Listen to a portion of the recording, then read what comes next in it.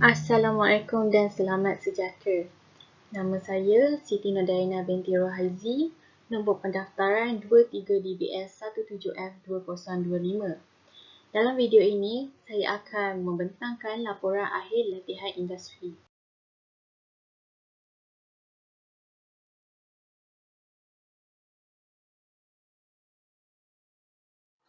Antara isi kandungan yang terdapat di dalam slide ini adalah: yang pertama, profil pelajar; yang kedua, objektif latihan industri; yang ketiga, latar belakang organisasi; yang keempat, skop tugasan; dan yang akhir sekali, yang kelima adalah kesimpulan.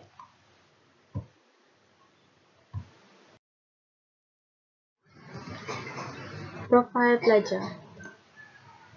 Seperti yang saya nyatakan pada awal pembentangan saya tadi, nama saya ialah Siti Nodaina binti Rohaizi, nombor pendaftaran 23DBS 17F2025. Saya mengambil kursus Diploma Sistem Maklumat Perniagaan bertempat di Politeknik Nilai. Tempoh latihan industri saya bermula daripada 13 Julai 2020 sehingga 27 November 2020 bertempat di Majlis Kanser Nasional Makna. Nama penyelia bagi latihan industri saya ialah Puan Azlina Muhammad Rashid, manakala nama penyelia yang banyak menguruskan saya sepanjang saya di Politeknik Nilai ialah Puan Nur Aini Moharan.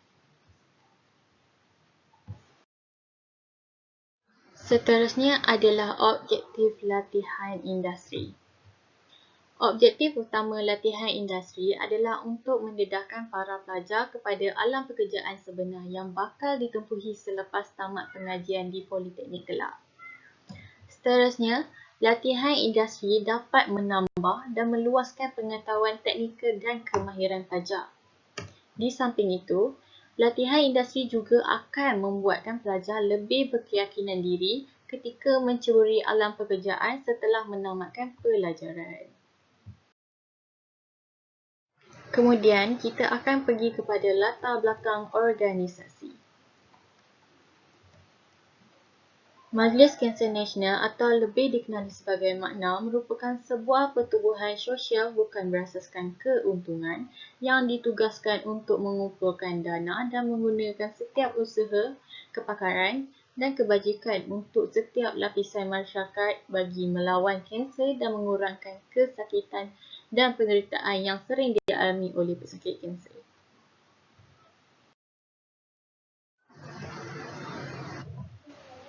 Majlis Kanser Nasional juga telah berdaftar di bawah Pendaftaran Pertubuhan Malaysia pada 10 November 1994.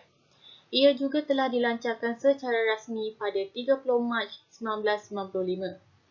Pengasas dan presiden bagi pertubuhan ini ialah Datuk Muhammad Farid.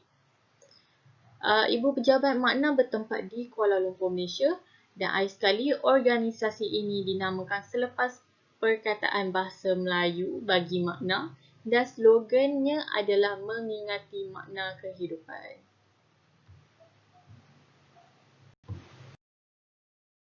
Seterusnya, kita akan pergi kepada misi dan objektif Makna. Misi Makna adalah bertujuan untuk membantu memberikan perkhidmatan kesihatan, pencegahan, penyelidikan dan sokongan kepada pesakit kanser dan keluarga mereka, kumpulan berisiko tinggi dan masyarakat umum di Malaysia dan seluruh dunia. Manakala objektif Makna adalah untuk mengumpulkan dan menggunakan semua usaha, kepakaran dan kewangan dari semua sektor masyarakat untuk melawan kanser dan mengurangkan kesakitan serta penderitaan yang sering dialami oleh pesakit kanser. Berikut adalah carta organisasi Makna. Pengarah Makna ialah Datuk Muhammad Farid bin Arifin. Disusuli dengan pengurus besar Makna iaitu Faridah binti Muhammad Farid. Seterusnya adalah timbalan pengurus besar iaitu Bagaimana Anak Lelaki Alpanah. Kemudian ialah Ketua Jabatan Pentadbiran dan Kewangan Makna iaitu Azlina binti Muhammad Rashid. Seterusnya adalah Ketua Jabatan Servis iaitu Imelda Suhanti binti Ishak. Dan akhir sekali ialah Ketua Bahagian Servis iaitu Nisha Sanita binti Muhammad Nurha. Antara skop tugasan yang sering kali saya lakukan sepanjang saya menjalankan latihan industri di syarikat tersebut ialah membuat fotokopi dan imbas dokumen, membuat sistem fail dan sistem 5S, membuat memorandum, surat jaminan dan lain-lain, menguruskan penghantaran surat atau barangan melalui kurier penghantaran, melakukan pengurusan data.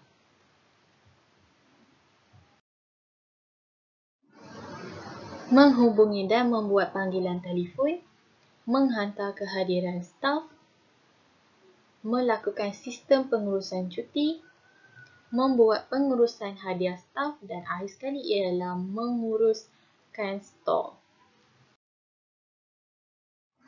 Akhir sekali, kesimpulan pada pembentangan saya ini ialah latihan industri dapat memberikan pendedahan kepada pelajar tentang suasana bekerja yang sebenar. Seterusnya, latihan industri ini dapat meningkatkan keyakinan diri pelajar, semangat berpasukan ketika melakukan tugasan serta hubungan yang baik antara pekerja dan pelajar itu sendiri. Pelajar juga dapat menambah dan meningkatkan pengetahuan teknikal dan kemahiran sedia ada dalam menjalankan tugas yang diberi. Pelajar juga dapat menilai kemampuan dalam bidang pekerjaan yang dicuburi sebagai persiapan untuk dunia pekerjaan yang sebenar. Dan akhir sekali, latihan industri akan menjadi cabang dalam memotivasikan dan mendisiplinkan diri dalam menggunakan peluang yang ada sama ada melalui tugasan dan tanggungjawab yang telah diamanahkan. Jadi itu sahaja pembentangan daripada saya. Sekian, terima kasih.